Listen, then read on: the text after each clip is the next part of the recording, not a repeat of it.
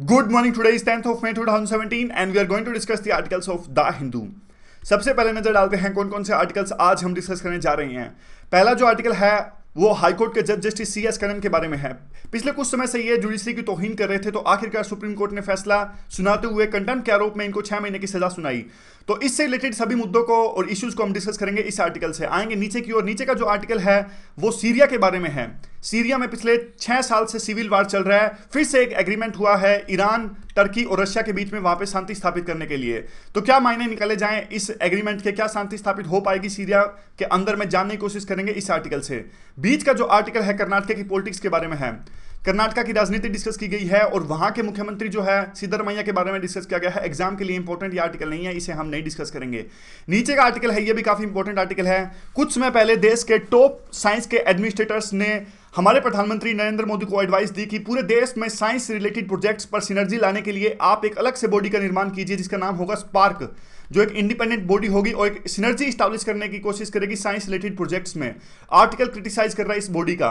Article कहता है कि नहीं जरूरत हमें इस प्रकार की किसी भी बॉडी की, क्योंकि आप कह रहे हो कि इस प्रकार की बॉडी की आवश्यकता है साइंस रिलेटेड प्रोजेक्ट्स पर मैनेज करने के लिए। पहले आप कोई चीज होनी तो चाहिए मैनेज करने के लिए, यानी साइंस की जो हालत है, रिसर्च की जो हालत है हमारे देश में काफी खराब है, पहले आप उसको दुरुस्त कीजिए, बाद में इस तरह की बॉडी कीजिए। आप बॉडी लाते जा रहे हो लेकिन मैनेज करने के लिए कुछ है ही नहीं।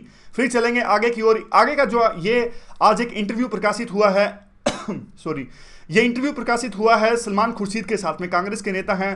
ट्रिपल तलाक के बारे में डिस्कस किया गया है और पाकिस्तान के बारे में जो गवर्नमेंट की पॉलिसी है उसके बारे में भी डिस्कस किया गया है। जो भी इंपॉर्टेंट पॉइंट्स हैं एक्सट्रैक्ट करेंगे इस आर्टिकल से।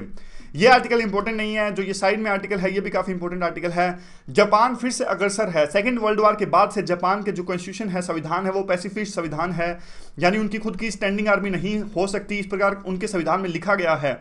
लेकिन अब वो अपने संविधान में फेरबदल करने जा रहे हैं, क्योंकि जिस प्रकार की सर्कमस्टांसिस इमर्ज होकर आ रही है ईस्ट चाइना सी में या साउथ चाइना सी में, वो इसलिए अपने संविधान में फेरबदल कर रहे हैं। तो सबसे पहले स्टार्ट करते हैं हम जस्टिस CS करण के रिलेटेड जो आर्टिकल है उससे। देखिए, जस्टिस CS करण ने काफी बार जो जुडिशरी का कंटेम्प्ट किया। इन्होंने अपनी ही ट्रांसफर पर, जब इनकी ट्रांसफर की गई, पहले ये मद्रास हाईकोर्ट में काम कर रहे थे, वहां से इनकी ट्रांसफर कर दी गई कोलकाता हाईकोर्ट में। तो इन्होंने अपनी ट्रांसफर पर खुद ही रोक लगा दी और इन्होंने अपने साथी जजों पर आरोप लगाया कि ये मुझसे भेदभाव करते हैं और क्योंकि मैं दलित हूं इसलिए मुझसे भेदभाव किया जाता है।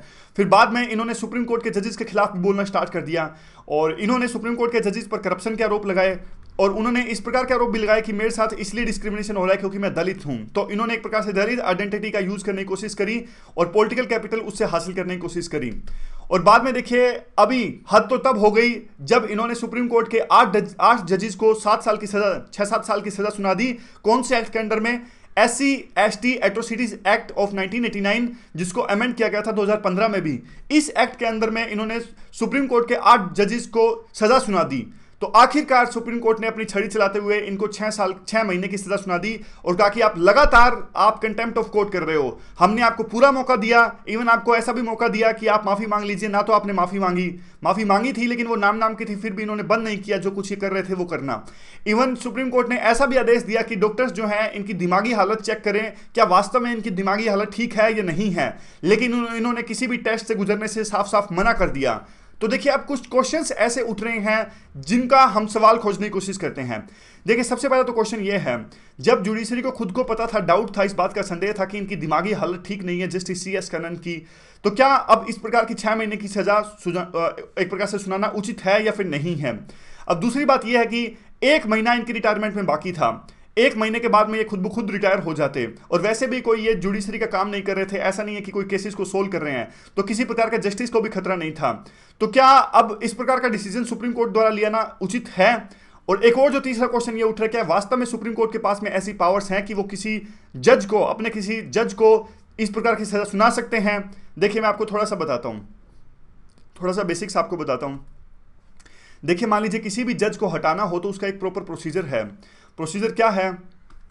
पार्लियामेंट के अंदर में जब 50 राज्यसभा के जज या फिर 100 लोकसभा के जज, नहीं सॉरी, पार्लियामेंट में कहां से जज आ गए, सांसद, पार्लियामेंट के अंदर में या तो राज्यसभा के 50 सांसद या फिर लोकसभा के 100 सांसद नोटिस दें स्पीकर को, यानी राज्यसभा में जो सांसद देंगे वो चेयरमैन को नोटिस देंगे और लोकसभा में स्पीकर को देंगे। तो ये स्पीकर पर डिपेंड करता है या फिर चेयरमैन पर डिपेंड करता है क्या वो इस रेजोल्यूशन को एक्सेप्ट करते हैं या नहीं करते। अगर वो ये उनका जो मोशन है वो एक्सेप्ट होता है तो फिर क्या होगा, एक 3 मेंबर्स की कमेटी गठित करनी पड़ेगी, जिसमें एक सुप्रीम कोर्ट के चीफ जस्टिस होंगे या फिर कोई दूसरे जज होंगे, एक हाई कोर्ट के चीफ जस्टिस होंगे और तीसरा एक डिस्टिंग्विश्ड ज्यूरिस्ट होंगे। ये 3 मेंबर का जो पैनल होगा वो इंक्वायरी करेगा कि वास्तव में जो आरोप लगे हैं जज पर, जिसके कारण, जिन आरोपों के कारण में उनको इम्पीच किया जा रहा है, क्या वास्तव में उन आरोपों पर सच्चाई है या नहीं है। तो फिर बाद में अगर वो पैनल कहता है कि हाँ वास्तव में सच्चाई है, तो उस हाउस को एक स्पेशल मेजोरिटी के साथ में इसे पास करना होगा। स्पेशल मेजोरिटी मतलब more than 50% of the total strength of the house और 2/3 ऑफ द टोटल, मतलब जितने प्रेजेंट है उसका 2/3 से ज्यादा और 50% से ज्यादा जितनी टोटल स्ट्रेंथ है हाउस की। तो इस स्पेशल मेजोरिटी के हिसाब से ये मोशन पास करना पड़ेगा और बाद में यही मोशन पास होगा दूसरे हाउस में भी, तब जाके इंपीचमेंट होगी उस जज की, यानी स्पेशल मेजोरिटी के साथ में ये इंपीचमेंट होगी। तो ये पूरा प्रोसीजर है किसी भी जज को इंपीच करने का। तो क्या वास्तव में सुप्रीम कोर्ट के पास में ऐसी पावर थी कि वो किसी जज को 6 महीने की सजा सुना सकें? तो ये सब जो है वो चीजें हैं जो इश्यूज हैं। वे फॉरवर्ड में क्या आता है, देखिए वे फॉरवर्ड में साफ साफ ये आता है कि जब वो 6 महीने के बाद में छूट कर आएंगे तो वो तो साफ साफ यही कहेंगे, वो तो एक अपने आप को शहीद का दर्जा देंगे। वो कहेंगे कि देखिए मैंने तो आवाज उठाई थी जुडिशरी में करप्शन के खिलाफ में, भ्रष्टाचार के खिलाफ में, और देखिए नतीजा ये हुआ कि मुझे 6 महीने की सजा सुना दी। तो अपने आप को शहीद का दर्जा देंगे जब वो छूट के आएंगे। और ये जो पूरा एपिसोड है वो साफ साफ ये दर्शा रहा है कि एक कोई भी डिसिप्लिनरी मैकेनिज्म नहीं है, यानी अगर कोई जज इनडिसिप्लिनरी अप्रोच का एक प्रकार से परिचय देता है तो कैसे उसको डिसिप्लिनरी एक्शन लिया जाए उनके खिलाफ में। ऐसा कोई भी डिसिप्लिनरी मैकेनिज्म है ही नहीं जुडिशरी के अंदर में, और ऐसा कुछ ना कुछ होना चाहिए। और एक और जो बात वो है ये है कि देखिए अगर मान लीजिए कोई भी, जैसा हमने अभी डिस्कस किया कि मिस बिहेवियर जज करता है तो उनका इंपीचमेंट होना चाहिए पार्लियामेंट के अकॉर्डिंग। लेकिन पिछले कुछ समय से ये पूरा जब एपिसोड हो रहा था, जब पॉलिटिकल क्लास ने एक शब्द भी नहीं उठाया, यानी कुछ जिन पर जिम्मेदारी थी कि उनका इंपीचमेंट किया जाए, उन्होंने एक शब्द भी नहीं उठाया इस पूरे मुद्दे पर। तो ये भी अपने आप में एक बहुत बड़ा इशू है। 2 बड़े इशू क्या हैं, दूसरे वैसे तो काफी सारे इश्यूज हमने डिस्कस कर लिए, लास्ट में 2 बड़े और भी हैं देखिए बात यूं है कि सबसे बड़ी बात तो ये उठती है कि कौन से कोलिजियम सिस्टम ने इन जज को चुना था। तो ये तो पूरा सिस्टम ही गलत है, मतलब इस तरह के जज जो हैं उनको सिलेक्ट कर लिया जाता है, तो इसका मतलब तो यही हुआ ना कहीं हमारे पूरे कोलिजियन सिस्टम है उसमें खामी है। और दूसरा तो ये बात हमने ऑलरेडी डिस्कस कर लिया कि इंटरनल डिसिप्लिन मैकेनिज्म को इस्टेब्लिश करने के लिए कोई भी हमारे मेथड नहीं है, प्रोसीजर नहीं है जुडिशरी के अंदर में, वो भी कुछ आना चाहिए। तो ये काफ़ी सारे इश्यूज थे, इनके बारे में हमने डिस्कस किया। अब देखिए आगे हम डिस्कस करते हैं सीरिया से रिलेटेड मुद्दों पर। सीरिया के मुद्दों पर एग्रीमेंट हुआ है अस्ताना में 3 देशों के बीच में, ईरान, टर्की और रशिया के बीच में। तो पहले पोजीशन देख लीजिए सीरिया की। यहाँ पे सीरिया है, यहाँ पे इराक, जॉर्डन, क्वेश्चन आते हैं थोड़ा सा रिवाइज कर लेते हैं। इजिप्ट है, सऊदी अरेबिया है, येमन में भी वार चल रहा है आपको पता ही होगा। और ये यूएई के क्राउन प्रिंस हमारे देश की विजिट पे आए थे। हमारे रिलेशंस यूएई के साथ में काफ़ी अच्छे हो रहे हैं इन दिनों। ईरान में हम छबार पोर्ट बना रहे हैं यहाँ पे, और आगे जाके थोड़ा सा पाकिस्तान में जो पोर्ट है वो है ग्वादार पोर्ट, जो चाइना बना रहा है, यहाँ पे हम बना रहे हैं छबार पोर्ट। तो बस ये थोड़ा सा मैप है, हमने देख लिया। और जहाँ पे ये एग्रीमेंट हुआ वो हुआ अस्ताना में अस्ताना देख लीजिए, यहाँ पे है कजाकिस्तान में है अस्ताना। सेंट्रल एशिया में जो कंट्रीज़ हैं वो याद करने काफ़ी डिफिकल्ट हो जाते हैं। ये देख लीजिए, एक बार देख लीजिए, ये उज्बेकिस्तान है, ये तुर्कमेनिस्तान है। तुर्कमेनिस्तान के बारे में ऐसा कहा जाता है कि एक न्यूट्रल सा कंट्री है स्विट्ज़रलैंड की तरह। जैसे स्विट्ज़रलैंड थोड़ा न्यूट्रल है, इसीलिए यूएन के काफ़ी बड़े जो हेडक्वार्टर्स हैं वो स्विट्ज़रलैंड में होते हैं, वैसे ही जो तुर्कमेनिस्तान है ये न्यूट्रल रहता है आमतौर पे। मतलब ये कोई भी, जैसे पुराने समय में यूएसएसआर के खिलाफ में काफ़ी सारे अमेरिका ने ऑर्गेनाइजेशन बनाई थी, जैसे सीटो, सेंटो, इस प्रकार की, ये किसी में शामिल नहीं होते थे। और दूसरा देखिए आगे क्या है, आगे ये है किर्गिस्तान, ये तजाकिस्तान है। तो थोड़ा सा याद रखिएगा, भूल जाएंगे क्योंकि काफ़ी सारे स्थान है लास्ट में और काफ़ी बार कन्फ्यूजन हमें हो जाती है। तो दोबारा से रिवाइज कर लेंगे। एक मैपिंग प्लान कर रहे हैं हम, एक मैपिंग पूरा डिस्कस कर लें किसी दिन, एक वीडियो में या 2 वीडियो में, जितने भी हमारी बनती हैं। आगे क्या है, आगे देखिए सीरिया पे एग्रीमेंट को लेके ये पूरे आर्टिकल है। शांति स्थापित करने के लिए, जैसा हमने अभी डिस्कस किया, रशिया, टर्की और ईरान के बीच में एग्रीमेंट हुआ अस्ताना में। और पहले भी काफ़ी सारे एफर्ट्स लगाए गए हैं सीरिया में शांति स्थापित करने के लिए। कुछ एग्रीमेंट्स तो ऐसे थे जो वो स्टार्ट होने से पहले ही कोलैप्स हो गए, कुछ ऐसे थे थोड़ा बहुत आगे चले और फिर कोलैप्स हो गए। कहने का मतलब है कि शांति स्थापित वहाँ पे नहीं हो पा रही है काफ़ी एफर्ट्स लगाने के बाद में भी। रीज़न क्या है, कारण क्या है? कारण साफ साफ है। असद के बीच में जो वहां पे फिलहाल रूल कर रहे हैं और रिबल्स के बीच में काफी ज्यादा हॉस्टिलिटीज हैं, काफी ज्यादा डिफरेंसेस हैं, लंबे अंतराल से वो लड़ रहे हैं।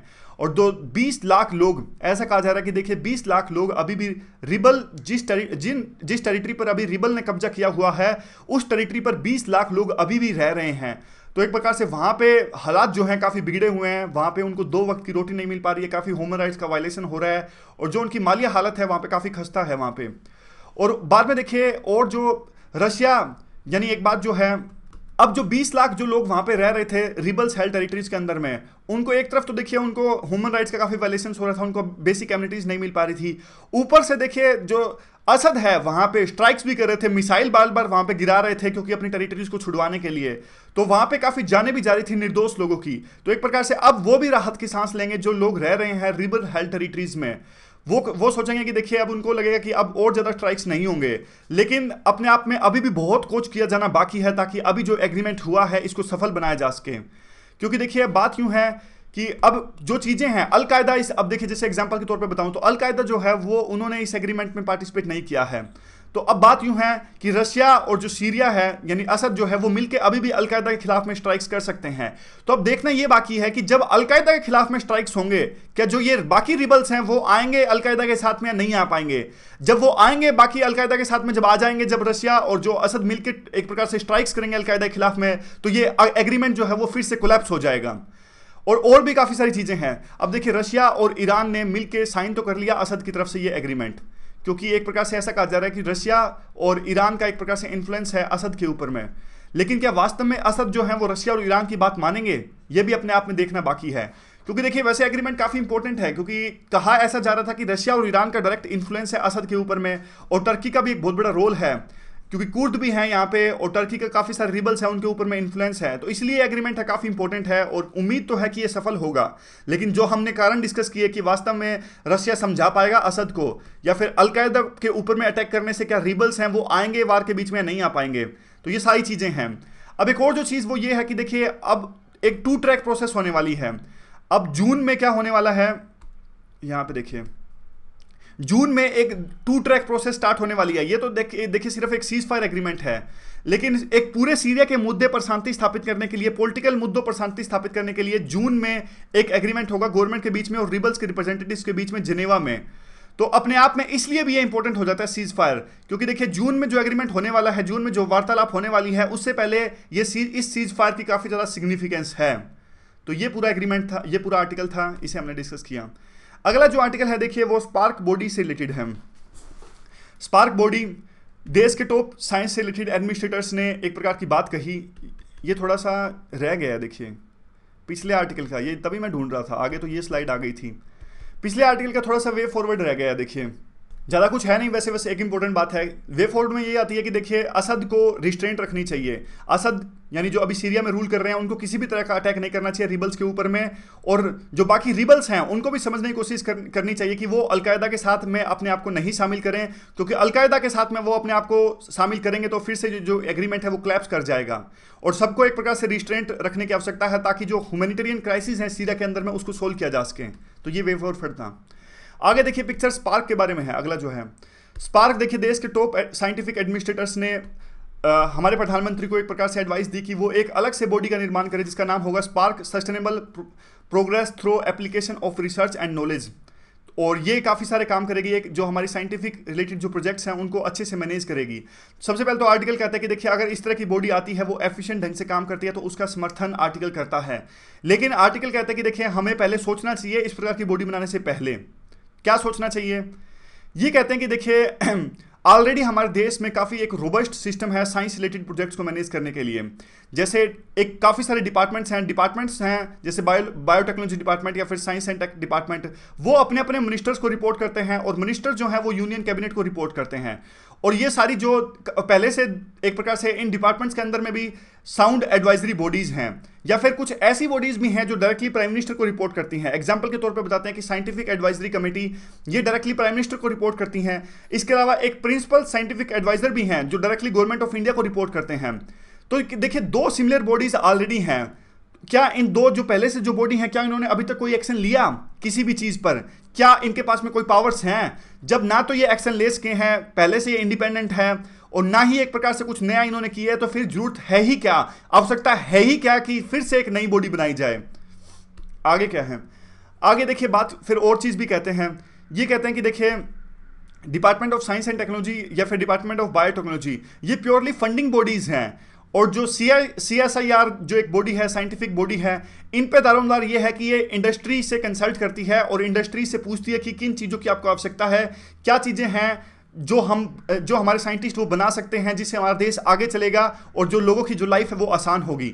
इसके अलावा और भी काफ़ी सारी बॉडीज़ हैं, इंडिपेंडेंट बॉडीज़ हैं, जैसे department of atomic energy, DRDO या फिर इसरो। ये सारी जो बॉडीज़ हैं, कहने का मतलब ये कि कोई भी ऐसा डिपार्टमेंट नहीं है जिसको साइंस ने टच ना किया हो, तो फिर जरूरत क्या है इस तरह की बॉडी की।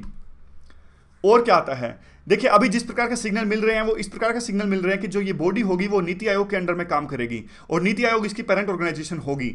यानी ये जो बॉडी है वो नीति आयोग के अंडर में प्रपोजल्स मांगेगी डिफरेंट इंडस्ट्रीज से या फिर NGOs से।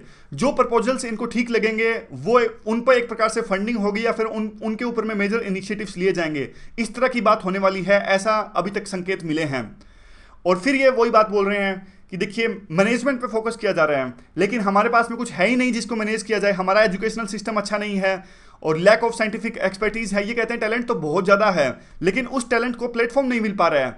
देखिए सिर्फ IIT या फिर Indian institute of science and education बनाने से काम नहीं चलेगा। आपको एक प्रकार से टैलेंट है उसको प्लेटफॉर्म पे लेके आना पड़ेगा। और जो स्पार्क जिस पे देखिए अब जो नई बॉडी बनाने की बात हो रही है, उनको तो देखिए इंडस्ट्री से कंसल्ट करने का मौका भी नहीं मिलेगा। सिर्फ इंडस्ट्री से वो प्रपोजल्स मांगेंगे, ना ही पब्लिक प्राइवेट पार्टनरशिप पर बल दिया जाएगा। ये सब जो है वो तो आएगा CSIR के अंडर में। उसके बाद में क्या है, उसके बाद में वे फॉरवर्ड आता है। देखिए कम से कम ये जो बॉडी नहीं बन रही है, अगर बन भी जाती है तो फाइनेंशियली इंडिपेंडेंट होनी चाहिए। लेकिन अभी जिस प्रकार का ट्रैक रिकॉर्ड रहा है मिनिस्ट्री ऑफ फाइनेंस का, वो एक देखिए एक लेवल पे तो वो उनको डील करना पड़ता है डिपार्टमेंट ऑफ एक्सपेंडिचर से, दूसरे लेवल पे उनको डील करना पड़ता है डिपार्टमेंट ऑफ साइंस से। तो वो जो नई बॉडी आएगी वो साइंटिफिक एक प्रकार से फाइनेंशियली वो इंडिपेंडेंट होगी, ऐसा कहना बहुत मुश्किल है। तो जब देखिए ना तो वो कुछ मैनेज करने के लिए है, ना ही वो फाइनेंशियली इंडिपेंडेंट होगी, तो फिर क्या जरूरत है नई बॉडी बनाने की। यही बात है। आर्टिकल लास्ट में कहता है कि देखिए जो हमारी साइंटिफिक जो रिसर्च की जो कंडीशन है वो काफ़ी ख़राब है। और दिक्कत ये नहीं है कि स्ट्रक्चर हमारा साइंस का ख़राब है। दिक्कत ये है कि हमारे देश में पहले कुछ इंडिविजुअल्स ने काफ़ी सारी गलतियां करी हैं और देश में एक प्रकार से साइंस को आगे नहीं बढ़ावा दिया गया है। ये बहुत बड़ी गलती है। और सबसे पहले तो साइंस को आगे प्रमोट होनी चाहिए। जब काफ़ी कुछ हमारे पास में मैनेज करने के लिए होगा तब जाके आप इस तरह की बॉडी का निर्माण कर सकते हैं। अगला जो आर्टिकल है देखिए, सलमान खुर्शीद जो कांग्रेस के एक नेता हैं उनके साथ में इंटरव्यू है। काफ़ी मुद्दों पर बात की गई है, ट्रिपल तलाक के बारे में बात की गई है, इवन पाकिस्तान के बारे में गवर्नमेंट की क्या पॉलिसी है उसके बारे में बात की गई है। चलिए डिस्कस करते हैं। सॉरी, सबसे पहले देखिए ट्रिपल तलाक को हम बेसिक्स जान लेते हैं। देखिए इस्लाम के अंदर में, मुस्लिम्स के अंदर में जो मैरिज है एक कॉन्ट्रैक्ट के तौर पे होती है, और ट्रिपल तलाक का सहायता लेके इस जो कॉन्ट्रैक्ट को टर्मिनेट कर सकते हैं, ऐसा प्रावधान वहाँ पे है। लेकिन सोचा कुछ गया था और फिलहाल में जो प्रथा प्रचलित है वो काफ़ी ज़्यादा डाइवर्ट हो गई है उस प्रथा से जो सबसे पहले आई थी इस्लाम के अंदर में, जो मैरिज को टर्मिनेट करने के लिए। देखिए इस्लामिक जूरिस्प्रूडेंस के हिसाब से जो ये ट्रिपल तलाक है वो 2 वे प्रोसेस होना चाहिए। यानी मान लीजिए मैरिज होने के बाद में अगर किसी तरह के डिफरेंसेस आ गए हैं हस्बैंड और वाइफ के बीच में, तो चाहे हस्बैंड चाहे तो तलाक दे सकता है वाइफ को ट्रिपल तलाक की सहायता से, और वाइफ भी तलाक दे सकती है हस्बैंड को ट्रिपल तलाक की सहायता से। लेकिन अब जो है ये काफ़ी ज़्यादा डाइवर्ट हो गया है। और पहले क्या होता था, देखिए हम एक एग्जाम्पल के साथ समझने की कोशिश करेंगे कि प्रोफेट मोहम्मद के दौरान में क्या, उनके कार्यकाल में क्या होता था और अब क्या होता है। देखिए एक एग्जाम्पल समझते हैं। मान लीजिए A और B की शादी हुई। शादी के 2 महीने के बाद में ही काफ़ी सारे डिफरेंसेस आ गए, काफ़ी चीज़ों को लेके, टीवी के रिमोट को लेके या फिर पढ़ाई को लेके। एक कहता है कि UPSC की तैयारी करनी है, तो ये इन सब कारणों की वजह से डिफरेंसेस आ गए। तो अब देखिए पहले जो प्रथा प्रचलित थी मोहम्मद साहब के कार्यकाल में वो क्या थी। देखिए A तलाक दे सकता है B को या फिर B तलाक दे सकती है A को, समझ गए। लेकिन देखिए जो तलाक देगा, मान लीजिए 2 महीने के बाद में डिफरेंसेस आ गए, तलाक दे दिया B ने A को, यानी वुमन ने दे दिया मेल को। ऐसा भी होता था पहले शुरू में। तो देखिए एक बार तलाक हो गया, मान लीजिए फर्स्ट टाइम तलाक हो गया 2 महीने के बाद में, तो बाद में क्या होगा, 1 महीने के बाद 1 महीने तक वो अलग अलग रहेंगे। 1 महीने तक अलग अलग रहेंगे और देखेंगे कि अलग नहीं रह पा रहे हैं, तो वो फिर से एक साथ रहने की कोशिश करेंगे, यानी फिर से नज़दीक, यानी जो उनकी मैरिज अभी तक खत्म नहीं हुई। एक बार तलाक दे दिया, लेकिन 1 महीने के बाद में उनको रियलाइज हो गया कि वो गलती थी तलाक देना, तो वो फिर से साथ रहना स्टार्ट कर देंगे। यानी ए और बी ने इवन फर्स्ट तलाक के बावजूद 1 महीने के बाद में फिर से साथ रहना स्टार्ट कर दिया। फिर से जब उन्होंने साथ रहने की कोशिश करी तो उन्होंने देखा कि डिफरेंसेस तो फिर से आ गए। फिर से जो ए को देखना है वो आईपीएल देखना है और बी को देखना है वो सास बहू के नाटक देखने हैं, समझ गए। फिर उन्होंने क्या किया, 1 महीने के बाद में दोबारा यानी 1 महीने तक उन्होंने दोबारा साथ रहने की कोशिश करी। फिर से उन्होंने पाया, रियलाइज हुआ कि वो नहीं रह पा रहे हैं, तो सेकंड टाइम फिर से तलाक हो गया उनका, समझ गए। लेकिन दूसरी बार तलाक के बावजूद उनको रियलाइज हुआ कि नहीं हमें साथ रहना चाहिए, तो दूसरी बार के बावजूद, तलाक के बावजूद वो फिर से साथ रहना उन्होंने स्टार्ट कर दिया, ए और बी ने। लेकिन देखिए अब क्या हुआ, उनको तीसरी बार रियलाइज हो गया कि नहीं वो साथ नहीं रह पाएंगे, इसलिए तीसरी बार बी ने तलाक दे दिया ए को, समझ गए। थर्ड टाइम तलाक हो गया, तो इसको कहते हैं ट्रिपल तलाक। यानी जब तीसरी बार तलाक हो गया, तीसरी बार तलाक के बाद उनको रियलाइज हो गया कि नहीं हम नहीं रह सकते एक बात, तो ये तलाक पक्का तलाक हो गया, अब वो फिर से साथ नहीं रहेंगे। तो ये सिस्टम होता था ट्रिपल तलाक, यानी 3 बार तलाक देना होता था। ऐसा नहीं कि एक बार में आपने बोल दिया तलाक तलाक तलाक। 3 बार तलाक का मतलब ये होता था कि एक 3 महीने के अंदर में 3 बार तलाक की एक पूरी प्रोसेस को स्टार्ट किया जाए, और बीच में जो टाइम है उस टाइम को यूज किया जाए डिफरेंसेस को खत्म करने के लिए, रिकॉन्सिलिएशन के लिए। लेकिन जो ये प्रथा थी वो काफी ज्यादा डाइवर्ट हो गई। बाद में देखिए क्या हुआ, सेकंड खलीफा के दौरान में इस चीज को इस तरह से एक्सेप्ट किया गया कि जब मेल फीमेल को तलाक देगा और एक ही बार में 3 बार बोलेगा तलाक तलाक तलाक, तब तलाक माना जाएगा, समझ गए। यानी ना तो 3 महीने का एक प्रकार से जो टाइमलाइन थी उसको फॉलो किया गया, ना ही उस चीज को फॉलो किया गया कि जो फीमेल है वो भी मेल को तलाक दे सकती है। ये पूरी चीज थी, यहां पे ये चीज डाइवर्ट हो गई। और बाद में ये जो हाईकोर्ट के जज थे जिनका नाम था अहमद, उन्होंने कहा कि देखिए तलाक तलाक तलाक, जब 3 बार आप इस चीज को बोलोगे तो इस चीज का कोई मतलब नहीं है, उसको सिर्फ एक ही बार तलाक माना जाएगा। और जो 3 तलाक की प्रोसेस है वो बिल्कुल अलग है जो मोहम्मद साहब के दौरान में थी। तो बाद में देखिए जब ये चीज डाइवर्ट हो गई तो इसका काफी गलत इस्तेमाल हुआ। जो मेल थे उन्होंने महिलाओं का शोषण करना स्टार्ट कर दिया, इवन व्हाट्सएप, फेसबुक या फिर एक प्रकार से सो यू अपनी वाइफ को तलाक देना स्टार्ट कर दिया। कुछ हस्बैंड ने तो इवन स्काइप से भी तलाक दिया। तो काफी ज्यादा शोषण हुआ महिलाओं का ट्रिपल तलाक से। तो अब काफी आवाज उठ रही है हमारे देश के अंदर में, हमारे देश में आवाज उठ रही है कि काफी सारे मुस्लिम देशों ने इस चीज को बैन कर दिया है, तो आप भी इस चीज को बैन कर दीजिए। ऐसी आवाजें हमारे देश में उठ रही हैं। और देखिए हमारे देश में जो मुस्लिम्स है वो माइनॉरिटी हैं, तो काफी पॉलिटिकल रंग ये पूरी चीज ले लेती हैं। तो अब क्या कुछ कहते हैं, देखिए ये all India Muslim personal law board है, ये भी काफी विरोध करते हैं कि ट्रिपल तलाक को नहीं हटाया जाए। ये कहते हैं कि जो ये हमारे पर्सनल लॉ का पार्ट है और हम इसमें खुद ही चेंज करेंगे। और ये कहते हैं कि देखिए अगर पर्सनल लॉ में चेंज करती है सरकार तो एक प्रकार से ये सरिया लॉ में चेंज करने के बराबर है और उनके जो राइट्स हैं वो खतरे में पड़ जाएंगे, इसलिए विरोध करते हैं all India Muslim personal law board. तो अब देखिए सलमान खुर्शीद के क्या पॉइंट्स हैं। सलमान खुर्शीद सबसे पहले तो ये तैयार हो गए हैं सुप्रीम कोर्ट में अपनी सेवाएं देने के लिए। ये कहते हैं कि देखिए काफी सेंसिटिव मुद्दा है और पॉलिटिक्स इस पर नहीं होनी चाहिए, इसीलिए मैं तैयार हुआ हूं इस मुद्दे पर सुप्रीम कोर्ट को अपनी सेवाएं देने के लिए, क्योंकि ये वकील भी हैं। और काफी देखिए अपोजिशन होता है उलेमास द्वारा, तो इनसे जब ये पूछा गया कि उलेमास काफी विरोध करते हैं कि ट्रिपल तलाक में किसी प्रकार का बदलाव नहीं होना चाहिए। फिर ये कहते हैं इस मुद्दे पर कि देखिए जो वर्ल्ड के दूसरे उलेमास हैं वो इस बात का समर्थन भी करते हैं कि ट्रिपल तलाक में चेंज होना चाहिए, और जो इंडिया के कुछ उलेमास हैं वो इसका विरोध करते हैं कि कुछ भी चेंज नहीं होना चाहिए, ट्रिपल तलाक के अंदर में सरकार को कुछ भी इसमें चेंज नहीं करना चाहिए। तो ये कहते हैं पहले तो देखिए उलेमास को एक प्रकार से कंसेंसस होना चाहिए उलेमास के अंदर में। अब जब वर्ल्ड के दूसरे उलेमास कह रहे हैं तो ये बात तो बिल्कुल गलत होगी। हमारे मुस्लिम्स कहेंगे, इंडिया के जो मुस्लिम्स यूं कहेंगे कि हम तो सिर्फ इंडिया के उलेमास की बात मानेंगे, वर्ल्ड के जो दूसरे रिस्पेक्टेड उलेमास हैं उनकी बात नहीं मानेंगे। तो सबसे पहले तो उलेमास के बीच में एक डायलॉग होना चाहिए, एक डिबेट होनी चाहिए, ताकि इस पूरे मुद्दे पर कंसेंसस लाई जा सके। अब दूसरी जब इनसे बात की गई क्या ये जो ट्रिपल तलाक का मुद्दा है कि ये यूनिफॉर्म सिविल कोड का पार्ट है, यानी सरकार जो है ट्रिपल तलाक पर फैसला लेने के बाद में क्या यूनिफॉर्म सिविल कोड की तरफ बढ़ेगी। तो फिर इस बात पे ये कहते हैं कि देखिए यूनिफॉर्म सिविल कोड जो है वो काफी कॉम्प्लेक्स इशू है। यूनिफॉर्म सिविल कोड पे तो सेम सेक्स मैरिज भी आ जाएगी, तो सेम सेक्स मैरिज पर सरकार का क्या रुख रहेगा वो भी देखना बाकी है। तो अपने आप में ये काफी कॉम्प्लेक्स इशू है। उसके बाद में क्या है, देखिए ट्रिपल तलाक पे तो यही है, बाकी का बहुत कुछ पॉलिटिक्स के बारे में डिस्कस किया गया है जो इंपॉर्टेंट नहीं है। पाकिस्तान के मुद्दे पर ये प्रैक्टिकल बात कहते हैं, ये कहते हैं गवर्नमेंट की जो पाकिस्तान की पॉलिसी है वो बिल्कुल डिजास्टर्स रही है। ये पर्सन इनसे इसलिए पूछा गया क्योंकि ये यूपीए की सरकार के दौरान में फॉरेन मिनिस्टर थे।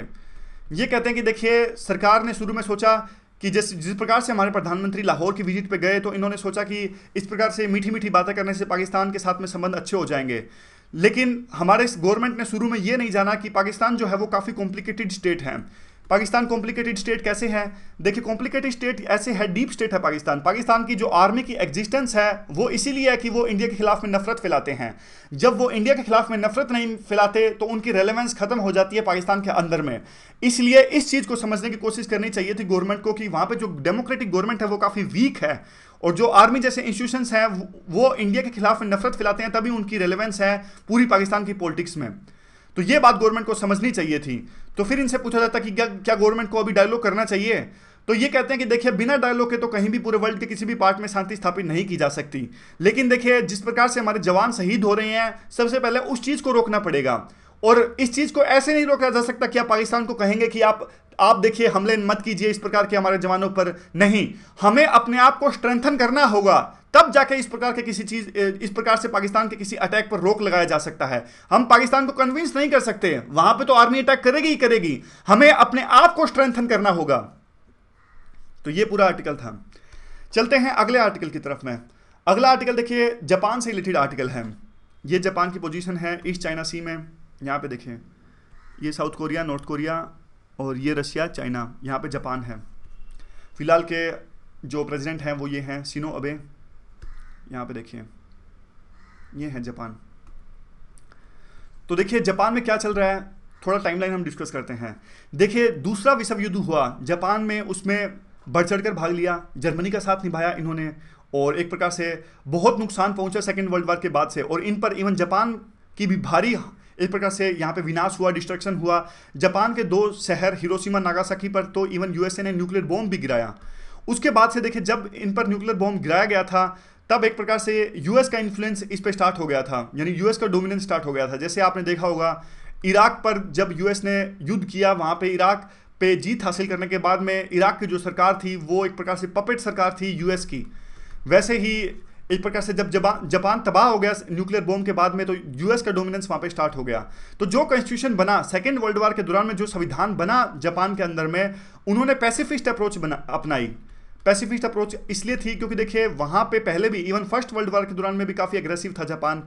तो इनकी अप्रोच ये थी कि अब जापान जो है वो युद्ध में पार्टिसिपेट नहीं करेगा, इवन अपनी आर्मी भी नहीं रखेगा, इवन स्टैंडिंग आर्मी भी नहीं रखेगा, और पैसिफिस्ट इनका संविधान रहेगा। और जापान फोकस करेगा टेक्नोलॉजी पर और देश की इकोनॉमी पर, और जो जापान की सुरक्षा की जिम्मेदारी होगी वो होगी यूएस की। लेकिन देखिए अब काफ़ी सालों तक तो जापान ने काफ़ी तरक्की करी, इनकी जो इकोनॉमी है वो काफ़ी ऊपर आई, लेकिन अब हालात इस प्रकार के उभर रहे हैं कि काफ़ी सालों बाद यूएस ने जापान की सुरक्षा तो करी, लेकिन अब जो ट्रंप जैसे एग्जांपल के तौर पे देखे, तो अब ट्रंप ने देखिए काफ़ी सारी ऐसे स्टेटमेंट दी कि हम जापान और साउथ कोरिया की सुरक्षा तो करेंगे लेकिन पूरे पैसे देने पड़ेंगे। और इवन कई बार यू टर्न लेते हैं ट्रंप जो है, चाइना के साथ में रिलेशन सुधारने की बात करते हैं। चाइना भी है वो काफ़ी एग्रेसिव अप्रोच अपना रहा है। चाइना की 1 रोड 1 बेल्ट का प्रोजेक्ट मान लीजिए, या फिर काफ़ी सारी दूसरी चीज़ें मान लीजिए आप। यानी कहने का मतलब है कि हालात इस प्रकार से उभर रहे हैं कि जापान में फिर से मांग उठने लगी है कि वो अपनी स्टैंडिंग आर्मी दोबारा से क्रिएट करें। अभी देखें वहां पे स्टैंडिंग आर्मी नहीं है, लेकिन सेल्फ डिफेंस फोर्सेस जरूर हैं, जिन्हें 1957 में बनाया गया था। सेल्फ डिफेंस फोर्सेस वहां की काफ़ी सोफिस्टिकेटेड हैं, यानी पुलिस का आप एक्सटेंडेड पार्ट इसे कह सकते हैं। नाम के लिए देखिए नाम दे दिया self defence forces, kind of वो भी एक आर्मी ही है जापान की। और 2015 में तो और भी एक चेंज हुआ था कि जापान के पास में अब ऐसा राइट्स होगा कि वो ना सिर्फ अपने सेल्फ डिफेंस के लिए बल्कि विदेशी धरती पर जाके भी अपने एलाइज का साथ निभा सकते हैं, यानी युद्ध में पार्टिसिपेट कर सकते हैं। कहने का मतलब क्या है इन एग्जांपल से? कहने का मतलब है कि जो चीज़ उन्होंने अपनाई थी अपने संविधान में 1947 में, उसके बाद से उन्होंने काफ़ी कुछ उस चीज़ को डाइल्यूट कर दिया है, काफ़ी कुछ चेंज ले आए हैं वो। यानी 1947 में तो ऐसा कहा गया था कि किसी भी तरह की आर्मी नहीं हो सकती स्टैंडिंग आर्मी, तो 1957 में वो एक प्रकार से सेल्फ डिफेंस फोर्स लेके आए, और 2015 में भी उन्होंने चेंज कर दिया कि वो विदेशी धरती पर अपने एलायंस का साथ निभा सकते हैं। तो अब दोबारा से मांग उठने लगी है कि 2020 तक वो इस तरह का जो पैसिफिस्ट कॉन्स्टिट्यूशन है कि जापान पर रोक है कि वो अपनी एक स्टैंडिंग आर्मी नहीं रख सकते, और यूएस की जिम्मेदारी है कि उनकी सुरक्षा करना, कि जापान जो है वो इसमें अब चेंज लेके आए कि वो भी स्टैंडिंग आर्मी रख सकते हैं, वो भी हथियार रख सकते हैं, वो भी अपनी सुरक्षा फुल फ्लैज कर सकते हैं। संविधान में इस प्रकार का चेंज किया जाए, यह मांग अब जापान में उठने लगी है। तो देखिए बात अब ना ये चिंतनीय विषय इस चीज इसलिए है क्योंकि देखिए मान लीजिए जापान तो है ना, अगर जापान ने ऐसा सोचा कि उनको न्यूक्लियर बम बनाना है तो वो तो देखिए बहुत जल्दी बना लेंगे, 1 महीने के अंदर अंदर बना लेंगे, क्योंकि जापान की टेक्नोलॉजी तो आपको पता ही है, और बहुत सोफिस्टिकेटेड वेपन्स भी जापान बना सकता है, इसमें भी कोई डाउट नहीं है, क्योंकि एक प्रकार से उनकी टेक्नोलॉजी है वो बहुत ज़बरदस्त है जापान की। अगर वो इस प्रकार से न्यूक्लियर वेपन्स उन्होंने बनाए तो फिर साउथ कोरिया भी बनाएगा और बाकी जो देश हैं वहां पे कहने का मुद्दा ये है कि पूरे रीजन में टेंशंस क्रिएट हो जाएंगी। इसलिए ये एक बहुत बड़ा चिंतनीय विषय है और इसके लिए देखिए चेंज भी करना होगा। जो वहाँ के जो अभी प्रधानमंत्री हैं शिंजो अबे, और उनको चेंज करना होगा, और वहाँ की जो पार्लियामेंट है उसको डाइट कहते हैं, वहाँ पे चेंज करना होगा 2/3 बहुमत से। सबसे पहले तो ये चीज़ वहाँ पे पास करनी होगी वहाँ के दोनों सदनों में, और उसके बाद में एक रेफरेंडम भी करवाना होगा, जनमत करवाना होगा, जनता से पूछा जाएगा कि क्या जापान के संविधान में इस प्रकार का चेंज किया जाना जरूरी है या नहीं है। तो फिर आर्टिकल यही कहता है कि देखिए ये जो चीज़ है जापान की वो अच्छी नहीं है, मोरली रेग्रेसिव चीज़ है और इसे जापान को नहीं फॉलो करना चाहिए। तो ये पूरा आर्टिकल है। आज के डिस्कशन में बस इतना ही। Thank you very much for discussion. क्या है